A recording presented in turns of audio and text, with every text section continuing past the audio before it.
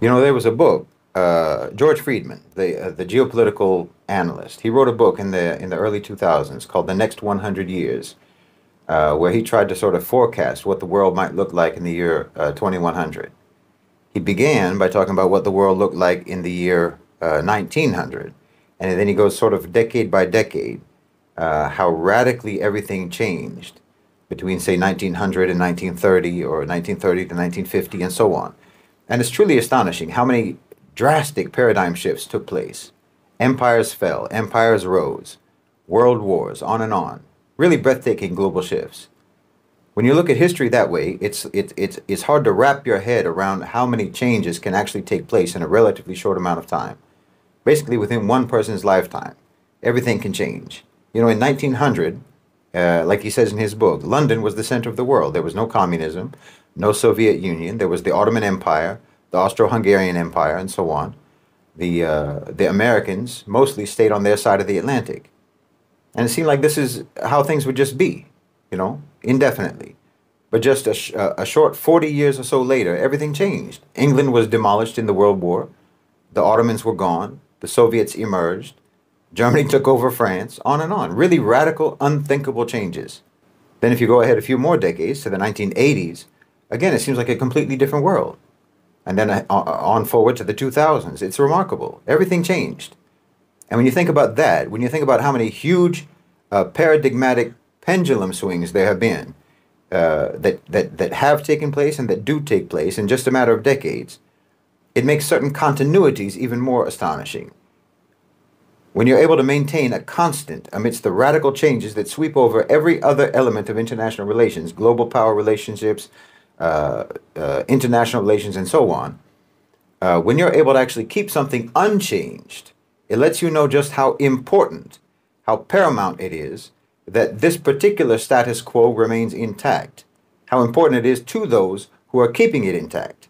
And I'm talking now about the West's relationship with Africa, because the West's economic relationship with Africa has not fundamentally changed in over 800 years.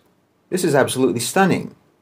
If the drastic and rapid changes that can occur and have occurred within the West over just 1 or 2 decades, if that's breathtaking, well, what about the fact that nothing has changed between the West and Africa in basically a millennium? I mean, the relationship was ruthlessly extractive 800 years ago, and it's ruthlessly extractive now. And you can't help but recognize that keeping things this way simply must not only be important to the West, but literally it must be the most important thing to the West. It's so important to them that they have always maintained this status quo no matter what else changes in the world. Wallahi, they're dedicated to the subjugation and the exploitation of Africa more than they're dedicated to anything else. Everything else is allowed to change except for this. This must never change. And it's not difficult to see why. I mean, it's the subjugation and the exploitation of Africa that has enabled the West to impersonate a superior civilization. It's like a con man, you know, a drifter who tries to convince people that he's some sort of an aristocrat or a monarch or something. Well, he needs to have some kind of a display of a monarch's wealth in order to be convincing. And that's been the whole basis for what the West claims about itself being superior. The whole basis has always been that they're materially successful. So, okay, today you have iPhones and technology, you have a high standard of living and so forth. So that means that you must be better. You must be more intelligent. You must be more evolved. You must be more civilized, more advanced than the rest of us. I mean, look how nice their places are. See how much better their stuff is. Well, this is all reliant upon the vicious pillage and plunder of Africa. Without this subjugation, without this exploitation of Africa, Europe and the West would be nothing but crude, emaciated serfs, barely producing enough to survive. Their wealth was primarily derived from theft and plunder, from piracy and slavery, from mass murder and crime. This is just the historical reality. Because of the subjugation of Africa, first through chattel slavery, the extraction of Africa's human resources, and now through the extraction of natural resources, the West has been able to maintain this artificial, unearned status as a so-called civilization. Keeping Africa subject, subordinate, suppressed, and impoverished is an existential need for the West. It's the only way that they can keep up the pretense of their supremacy. Because again, the pretense of their supremacy has never been based upon any actual advancement, any actual sophistication, any actual moral or intellectual development. It has always been based on the violent accumulation of wealth and resources, upon brute power, deceit, and conniving. And Africa, the subjugation of Africa, is the most vital necessity for keeping this con going. I mean, right now, the trade relationship between the West and Africa is that something like 70% of exports to Africa from the West are manufactured goods, and imports from Africa are just the raw materials used to make those manufactured goods. So they're taking from Africa what is needed in order to produce goods that then Africa buys from the West, made with their own raw materials. And the West has done everything possible to try to impede Africa's ability to build its own manufacturing base so that they could potentially use their own raw materials, use their own raw minerals to produce their own goods. I mean, the whole process should be done in-house. It should all be done in Africa. That's what makes sense. You know, you have the materials, you have the minerals, you can make the products. That's how it should be. Rather than giving your raw natural resources to the West, for them to manufacture and refine and process and so on, Africa could do all of those things themselves. I mean, imagine the impact that would have. Where would that leave the West then? Well, they know that.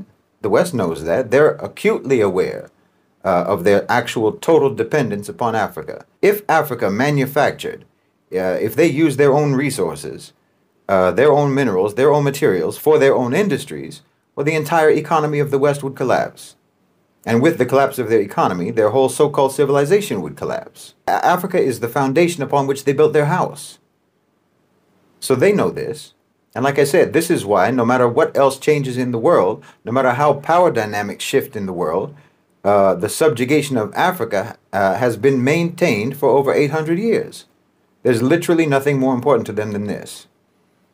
And this is why there are very powerful factions in the West that want to destroy BRICS, and why they fearmonger about Chinese investment in Africa, and why America specifically is engaged in non-stop interference, covert operations, regime change, regime infiltration projects all across the continent. I mean, look at South Africa, the ANC, either out of naivete or corruption, or naivete that devolved into corruption, or out of coercion, or some combination of all of these factors, the ANC collaborated with neoliberal programs for 30 years. I mean, to one degree or another, for the last 30 years. But as global power dynamics have been shifting, and the creation and the ascendancy of BRICS has been taking place, people have started to have aspirations. And more importantly, they've started to have options. And those options have made their aspirations actually achievable. I'm talking about aspirations of political independence, aspirations of economic sovereignty, aspirations of getting out from under the yoke of the West. That's actually becoming achievable now. So the ANC was facing, and they are facing, severe criticism and opposition. They were being challenged, and they were being challenged by parties that do not accept neoliberalism, neoliberal colonialism, corporate colonization. And the U.S. knew that eventually they were going to lose power. Eventually the ANC was going to face the consequences of capitulation and collaboration, and they were going to be removed and replaced. And if the U.S. didn't do something, then the replacement for the ANC was not going to be an obedient client. Because again, South Africa has the option now not to be an obedient client of the West.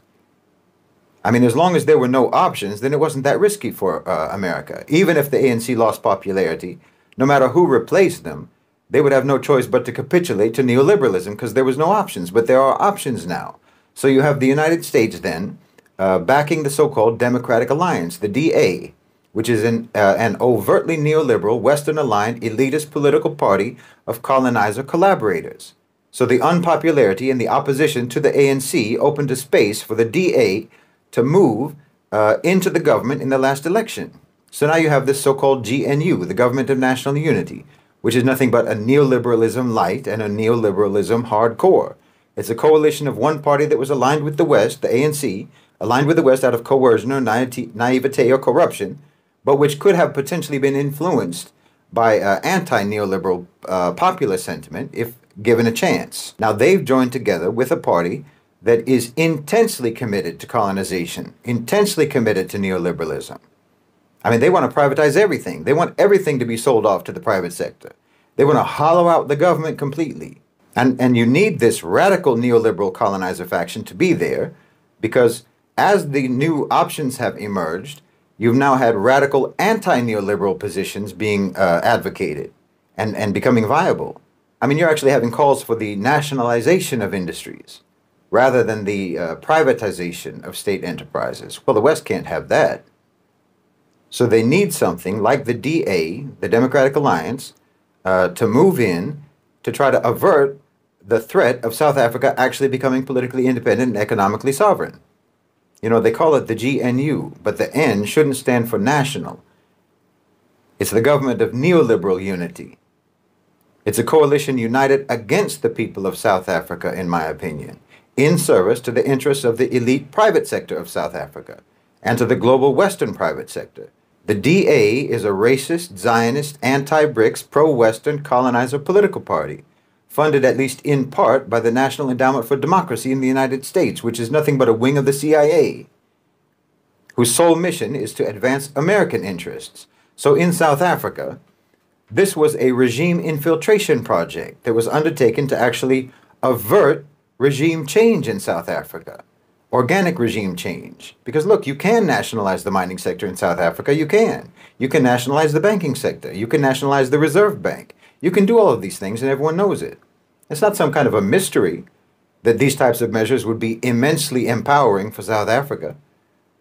These aren't measures that we don't know whether they're useful and beneficial or not. Obviously they are, and tremendously so. And that's precisely why these types of policies, these types of measures have to be subverted. I mean, it's absolutely ludicrous for anyone in South Africa today to advocate neoliberal policies, when we have in front of our eyes the catastrophic failure of those policies. I mean, nearly half the population is unemployed, over half the population among the youth. 75% of South Africans earn just the equivalent of $350 a month or less. In fact, roughly half of the population earn only $75 a month. And you're still going to advocate for the policies that got you here? No, obviously, if you nationalize, it's better for you. Obviously. I mean, empower the government with those abundant resources instead of letting foreign companies seize those profits and transfer them out of the country. I mean, if those revenues are going to the state, then the government will have the resources they need to better address the needs of the society. They can invest in SMEs, they can provide education, skills training, and so on, fund R&D. I mean, it's a no-brainer. But you're scared of what the West will do. They tell you that if you nationalize, then there will be massive capital flight, investors will run away, and so on. Well, think about that for a second. They're trying to scare you with consequences that they themselves will be imposing. They're warning you that if you do something that is in your country's best interest, they will punish you. This is very different from telling you that the policy in and of itself is actually bad. They're telling you that they will make it a bad policy because of what they will do to you if you implement it. You understand? These people are threatening you, and then you're supposed to trust their advice? The advice of these neoliberal predators? You're supposed to listen to them and trust their advice when they are blatantly telling you that they will punish you if you do something to try to make things better, to try to change things? I mean, they couldn't make it more obvious, their malice. They couldn't make their malice more obvious.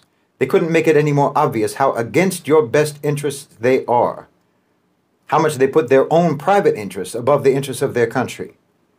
They're openly identifying themselves to you as your enemy. You understand me? I mean, they're not saying that nationalization doesn't work. They're not saying that it isn't beneficial. They're saying that they will do everything in their power to make sure it doesn't work. They're saying that they will sabotage nationalization for their own sake, for the sake of their own profit interests. And still you let this type of people have a say in policy discourse? Well, that's humiliating. They hold you in contempt and they don't even hide it. I'm telling you, everyone knows what should be done in a country like South Africa, what kind of economic policies they should implement. And it's the same thing that many global South countries should do. Everyone knows the obvious economic benefits of these types of policies. And everyone knows that the only reason that you don't implement these policies is because parasitic, predatory, Western colonizing private sector powers will try to punish you if you do. I mean, for instance, the nationalization of key sectors in South Africa or in any other country, such as mining, such as energy and finance. This is essential to try to break the stranglehold of foreign capital on your country, and to ensure that the country's resources are actually used for the benefit of the people and for the benefit of the domestic economy. Land reform. The question of land reform in South Africa is critical. This is a critical issue. There should be a comprehensive land reform program in South Africa that prioritizes the redistribution of land to the historically disadvantaged. This is basic, and it's incredibly obvious. And once you've boosted the state's resources through nationalization, there should be a comprehensive social welfare system that provides for the basic needs of all citizens, including healthcare, education, and housing. This is, again, obvious. And finally, the government, of course, needs to pursue a policy of industrialization and job creation, a policy that prioritizes the development of the domestic economy. And like I said before, prioritizes the manufacturing of goods from their own raw materials, from their own raw minerals and their resources, rather than the export of those minerals to Western companies for them to use in their manufacturing. Honestly, none of this requires any particular brilliance to understand. These aren't radical policies, but they're only made to seem radical, and they're treated as radical because everyone is living in fear of private sector tyrants who completely control the discourse. So you're not allowed to talk about anything that isn't basically a policy genuflection to shareholders and to Western supremacy. But everyone knows that these are good policies that would help South Africa, and that the only reason anyone would think that they might not be good for South Africa is because they know that doing a policy that's good for South Africa would prompt a hostile, retaliatory response from the West. Well, like I said, that should show you what kind of a friend the West is.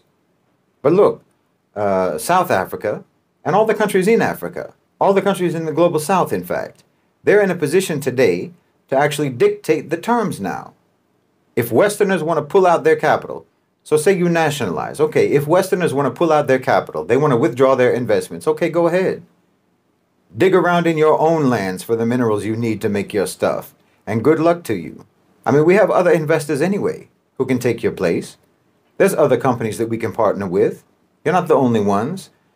So the only question really is, how much are you interested in boosting the economies of China, the economy of Russia, the economy of the Gulf?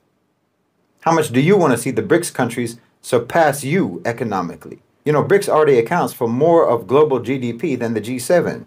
So if you want to pull out your investments, you pull them out. Go ahead. You can only harm yourselves. No.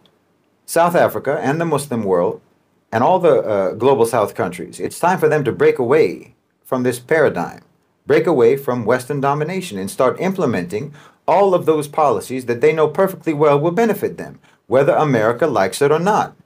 I mean, can you imagine if the Gulf countries didn't put their oil sector under government control? Where would they be now? But look at where they are now. Look at the amount of capital they have now. Why, South Africa could have and should have a comparably massive sovereign wealth fund. There's no reason for them not to. No, this millennium-long system of subjugation needs to come to an end. And it really doesn't matter if the road to liberation is a little bit rocky. I'd rather be traversing a rocky road than be buried under the rubble, which is where the West has kept Africa for centuries. This is the richest and most important continent on the planet. And the West stole your riches, and they stole your importance, and they've been an imposter on the throne for far too long. It doesn't make any sense to be afraid of someone whose power is actually dependent upon you. That's a psychological power, not an actual power. They have a psychological power over you. But every element of their real power is completely derived from you yourselves. It's like your hand is on the tap that the hose is attached to that they use to waterboard you. And all you have to do is turn it off.